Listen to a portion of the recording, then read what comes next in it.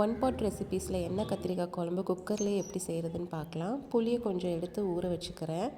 கத்திரிக்காவை இந்த மாதிரி காம்பை கட் பண்ணிவிட்டு பின்னாடி சைடு 4ஆக கட் பண்ணி பூச்சி எதுவும் இல்லாமல் எடுத்து வச்சு தண்ணியில் போட்டு வச்சுக்கோங்க. இந்த மாதிரி எல்லா கத்திரிக்காயும் நான் கட் பண்ணி எடுத்திருக்கேன். இப்போ நம்ம குக்கரில் சமைக்க ஸ்டார்ட் பண்ணிடலாம். குக்கரில் கொஞ்சமாக நல்லெண்ணெய் சேர்த்துக்கோங்க. ஒரு 3 ஸ்பூன் கிட்ட சேர்த்துட்டு நம்ம கட் பண்ணி வச்சுருந்த கத்திரிக்காவை அதில் சேர்த்து நல்லா வேக வச்சு எடுத்துக்கோங்க. எண்ணெயிலே நல்லா வதங்கி வரணும். நம்ம தண்ணியில் கத்திரிக்காய் போட்டதுனால எண்ணெய் தெரிக்கும், அதனால் மூடி வச்சு வதக்கி எடுத்துக்கோங்க. அப்பப்போ கிண்டி விட்டுட்டு இந்த மாதிரி நல்லா வதங்கி வந்தோடனே எடுத்து வச்சுக்கோங்க ஒரு பிளேட்டில். இப்போ இதுக்கு தேவையான மசாலா அரைச்சிக்கலாம். ஒரு மிக்ஸி ஜாரில் கொஞ்சமாக வெங்காயம், ஒரு 10-15 வெங்காயம், பூண்டு, தக்காளி, ஒரு பெரிய சைஸ் தக்காளி, ஒரு சின்ன சைஸ் தக்காளி எடுத்துருக்கேன். இப்போ இது எல்லாத்தையும் அரைச்சிக்கலாம். இப்போ குக்கரில் அதே எண்ணெயில் கடுகு, உளுந்தம்பருப்பு சேர்த்துக்கிறேன். கொஞ்சமாக வெந்தயம், ஒரு பச்சை மிளகா சேர்த்துக்கோங்க. இப்போ அரைச்ச பேஸ்ட்டு கொஞ்சம் கொரன்னு அரைச்சா போதும். அதை ஆட் பண்ணிக்கிறேன். ஆட் பண்ணிட்டு கிண்டி விட்டுக்கோங்க. இப்போ கொஞ்சமாக தேங்காய்ச்சல் சேர்த்துக்கிறேன். என் ஹஸ்பண்டுக்கு தேங்காய்ச்சல் பிடிக்கும், அதனால் ஆட் பண்ணியிருக்கேன். பலாப்பழம் வாங்கியிருந்தோம், அதோடய கொட்டையை நல்லா காய வச்சு தோல் வச்சு எடுத்து வச்சுருக்கேன், அதையும் சேர்த்துக்கிறேன்.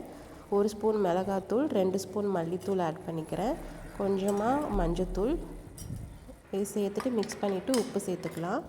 இப்போ உப்பு உங்களுக்கு தேவையான அளவு சேர்த்துக்கோங்க. சேர்த்துட்டு நல்லா மிக்ஸ் பண்ணிக்கோங்க.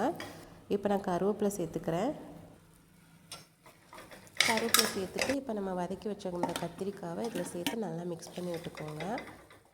கத்திரிக்காய் இந்த மசாலா நல்லா வெந்துட்டுருக்கட்டும். நம்ம அதுக்குள்ளே புளியை கரைச்சி எடுத்துகிட்டு வந்துடலாம். இப்போ புளியை கரைச்சி குழம்புல சேர்த்துக்கோங்க.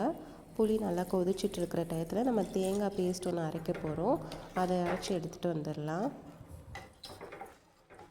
இப்போ குழம்பு நல்லா கொதிச்சிட்ருக்கட்டும். இப்போ தேங்காய் பேஸ்ட்டுக்கு என்னென்ன ஆட் பண்ணணும்னு பார்த்துடலாம். ஒரு சில் தேங்காய் எடுத்திருக்கேன். அது கூட நிலக்கடலை கொஞ்சோண்டு சேர்த்துக்கோங்க. ஒரு 10 மிளகு, கொஞ்சமாக சோம்பு, கொஞ்சமாக சீரகம் சேர்த்துக்கோங்க. சேர்த்துட்டு இதை நல்லா அரைச்சி எடுத்துகிட்டு வந்துடலாம். இப்போ குழம்பு நல்லா கொதிக்குது. இப்போ அரைச்ச பேஸ்ட்டு இதில் ஆட் பண்ணிடலாம். ஆட் பண்ணிட்டு நல்லா மிக்ஸ் பண்ணி விட்ருங்க. இப்போ குழம்புக்கு தேவையான தண்ணியை ஆட் பண்ணிக்கோங்க. உப்பு செக் பண்ணிக்கோங்க. குழம்பு எவ்வளோ திக்காக வேணுமோ அந்தளவுக்கு நீங்கள் தண்ணியை ஆட் பண்ணிக்கோங்க. கொத்தமல்லி சேர்த்துருக்கேன். இப்போ கொஞ்சமாக நான் நாட்டு சர்க்கரை சேர்க்க போகிறேன். உங்கள்கிட்ட வெல்லம் இருந்தால் நீங்கள் வெல்லமும் சேர்த்துக்கலாம். கொஞ்சமாக சேர்த்துக்கோங்க. சேர்த்துட்டு நல்லா மிக்ஸ் பண்ணிவிட்டு குக்கர் மூடி போட்டு ஒரு 2 விசில் வச்சு எடுத்துக்கோங்க. அப்படி இல்லைன்னா ஒரு 10 மினிட்ஸ் ஸ்லோவில் வச்சு எடுத்துக்கோங்க. இப்போ நல்லா குழம்பு வெந்து வந்துருச்சு. இப்போ இந்த குழம்புல கொஞ்சமாக நல்லெண்ணெய் சேர்த்துக்க போகிறேன். சேர்த்துட்டு கொஞ்சம் கொத்தமல்லி சேர்த்துக்கோங்க. அவ்வளோதான், குழம்பு ரெடி ஆயிடுச்சு. குழம்பு நல்லா டேஸ்ட்டாக இருக்கும். ட்ரை பண்ணி பாருங்கள். தேங்க்யூ.